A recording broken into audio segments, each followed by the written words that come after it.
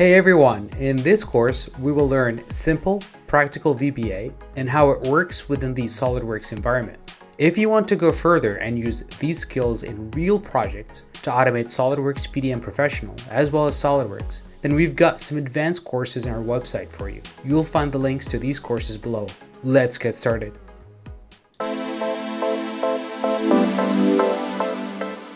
String manipulation is one of the most important programming skills in VBA. In this lesson, we're going to take a look at several VBA functions that help you manipulate strings. Let's get started.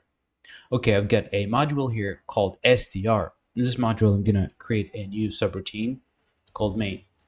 And since we're going to be manipulating strings, we need to declare a variable here called s of type string, so as string, and we'll set the value of this variable to a file path. And this file path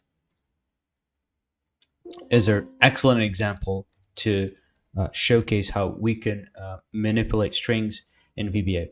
So one of the most common methods here to use when it comes to string manipulation is the ability to trim all of the trailing and leading spaces in text. For that, we have a function called trim. So we will use the function as follows. So we'll set our s to the return value of a function called trim. It takes only one parameter, which is our variable here, s.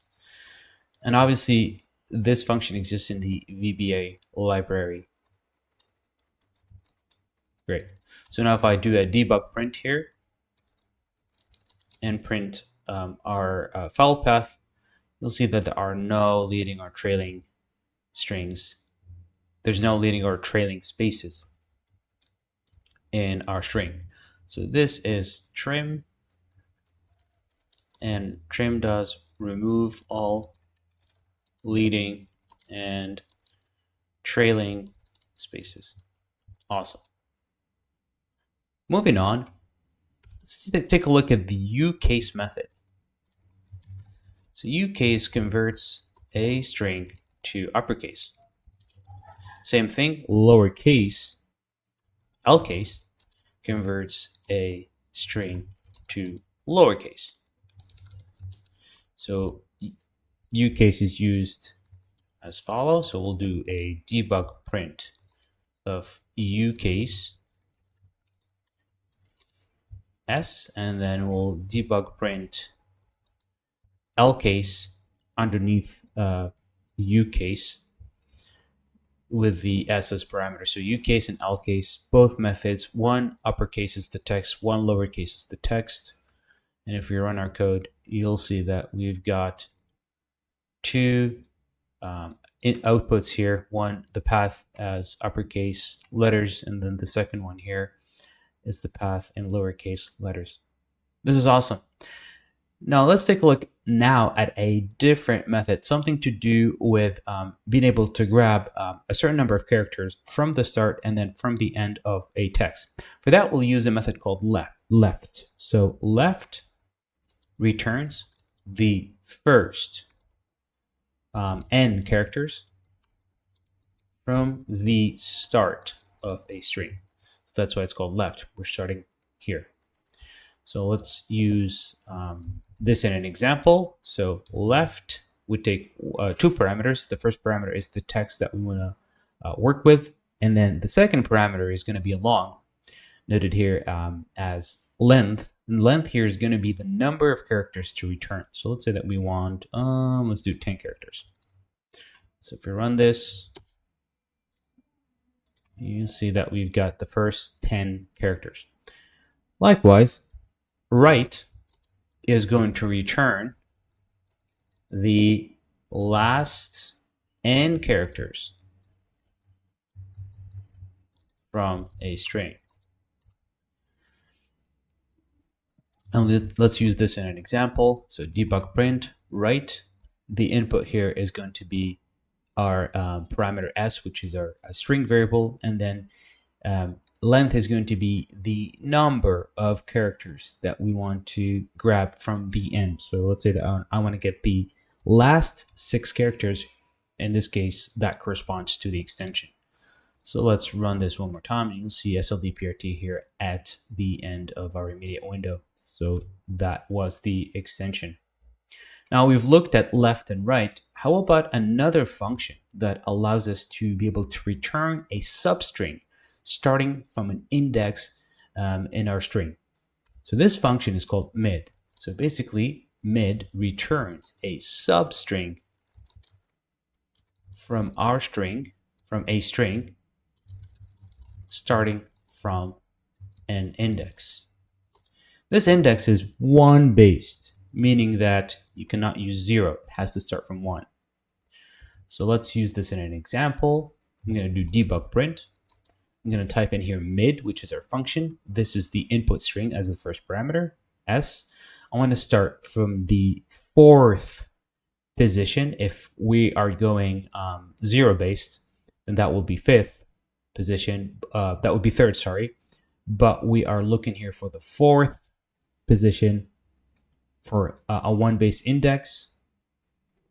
And then the last parameter here is the length, which returns the number of characters that we want to get. So let's say we want to do 8 characters. Now, if I run this, you'll see that we've started from Vault. If we take a look here at the trimmed version of our text, so that's 1, 2, 3, and then 4 is where we start from. So this is what 4 corresponds to. So it's V. And then from 4, so 1, 2, 3, 4, 5, 6, 7, 8. And those are the 8 characters that we got. Now, notice that the last parameter here is marked with these square brackets. It means it's optional. So if I don't specify this, it is going to return all of the remaining characters after our position. So if I were to clear this up and run this, oops, let me just pick our main subroutine here. You'll see that it returned vault all the way to the, and all the characters all the way to the end of our string. So that's why that's what happens when we do not specify the last parameter here in mid, which is the length. Here's another very interesting function that you will use very, very frequently in if statements. It's called the InStr. So InStr basically finds the position of one string inside another. Now, you need to be careful about InStr because it doesn't return true or false. It returns a 0 if not found, if it doesn't find anything. Otherwise, it will return a 1 based index. So the index, the 1 based index of our string. So use that in an example so that it makes more sense.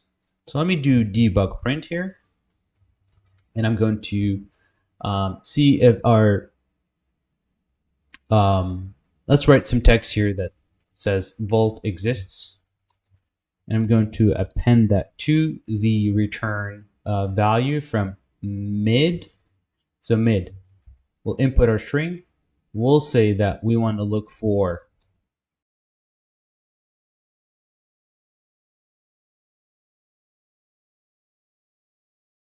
So now let's take a look at another function called InStr.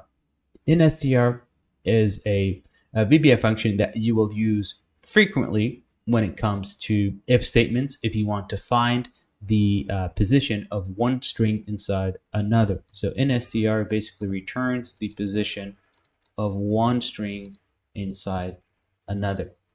This function returns either a 0 if not found, so if our substring doesn't exist. Otherwise, it will return the index otherwise it will return the index of that substring and substring. And this will be again 1 based.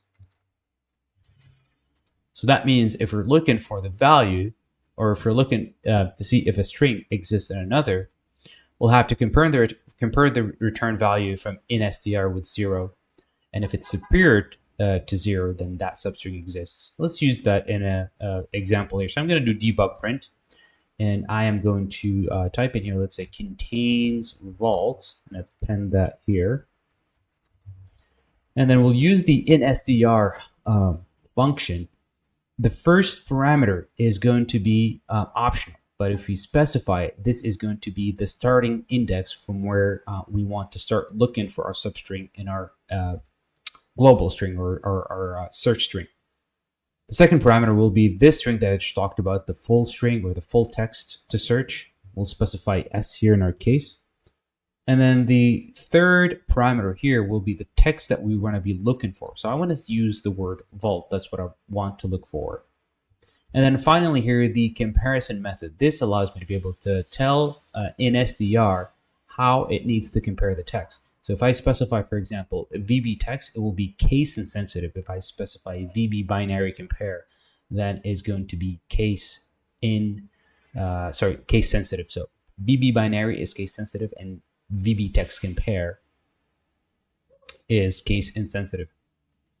So I can specify VB text because I don't really care about the casing. And then I know for a fact that the return value is going to be a integer, right? So if it's 0, it means that the text is not found. And if it's superior to 0, it means that the text is found. So I can just put this all together or into parentheses here. So it will be like a true or false. And if I run this, oops, let me just clear that.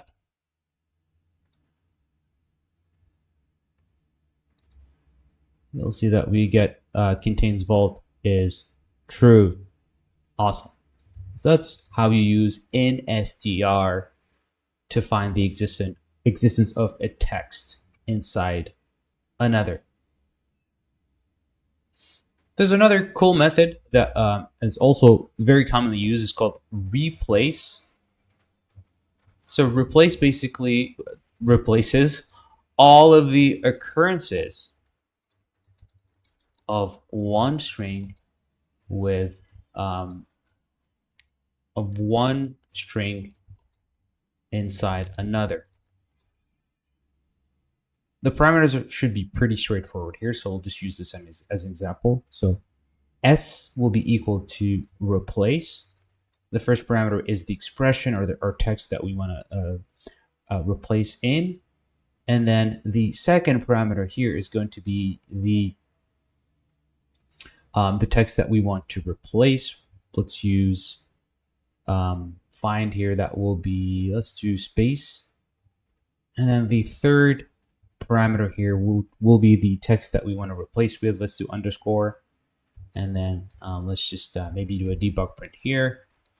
And this debug print will say replaced spaces with underscores. And then append that. And then put in S.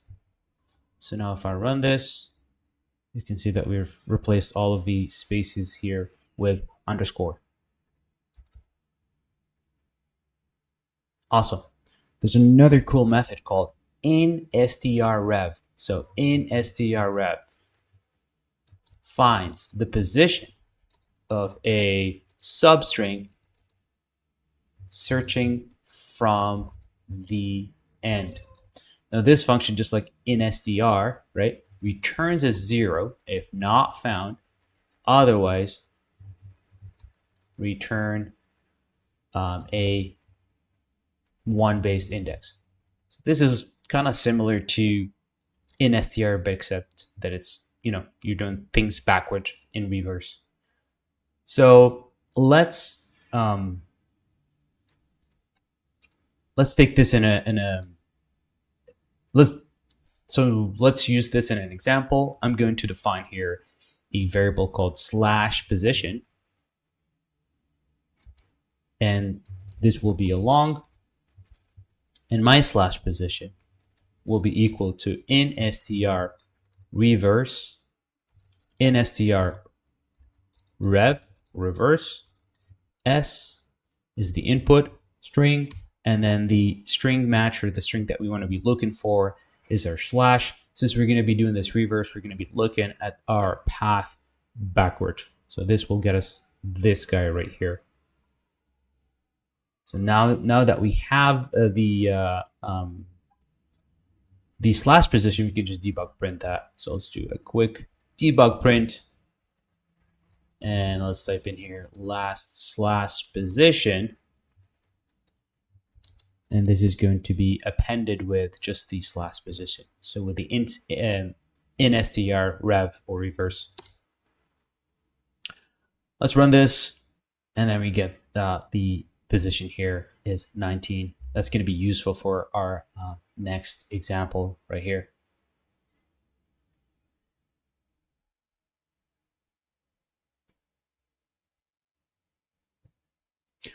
We can do the same thing with our dot. So let's do dim dot pos as long dot pos equal to InStrRev in string reversed. And then we'll supply the two parameters, our string that we want to look for the dot in, and then our string match here, which is our dot. And then we can simply just copy, paste the debug print and simply change the appended text here to be dot pos as well as last dot position. So let me just clear my immediate window and run my code. Position number 33 for our dot. Now, let's go a step further.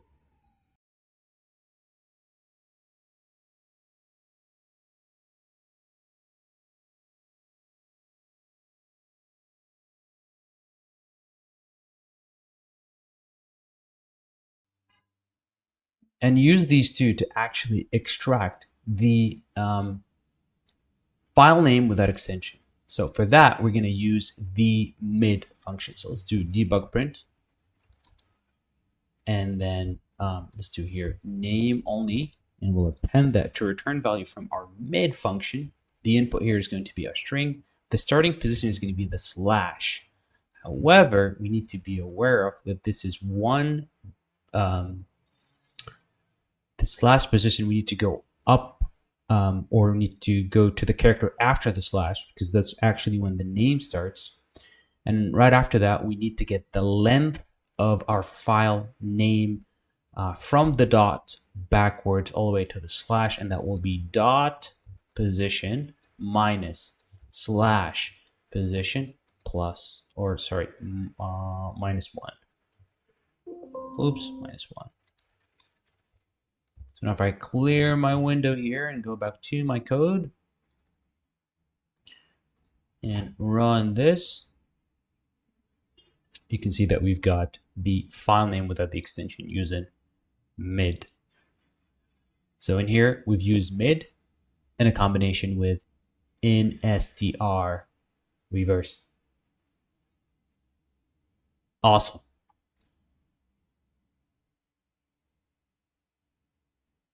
Now let's go to another function that's going to allow us to be able to split things. So we'll use the function called split. This function breaks a string into an array of strings with a delimiter. This function takes two parameters. Let's use this in an example. So let me define first parts as a string. My parts is going to be an array, so I need to use the two parentheses, and this is going to be a dynamic array. I'm not going to define the size of the array. It's not a fixed size array. So dim parts parentheses as string, and parts is going to be equal to the return value from the split VBA function taken in our string, which is s, and then our delimiter, which is our slash here. Now I could say debug print, and I want to print the number of slashes, i.e. the number of folders, right? So we can say here folder parts count, and this will be equal to the upper bound of the parts array. We'll just add that +1, and then if we clear this and then run our code, you'll see that we've got 4 folders. Awesome. Now, once our string is split into an array, we can actually take that array and convert it back to a string using a VBA function called join. So join builds a string from an array of strings, obviously with the use of with a delimiter or a joiner, if you want to call it. So we can do debug print here, and that going to be, let's say, joined array, and this will be equal appended with the return value from the join VBA function taken in the array, which is parts, and then we could add a delimiter, which could be a simple pipe here. So now let me clear my immediate window and run my code, and you can see that we've replaced our slashes here with the pipe character using the join VBA function. Awesome. This was a quick overview of the most commonly used VBA function when it comes to string manipulation. I'll see you in the next one.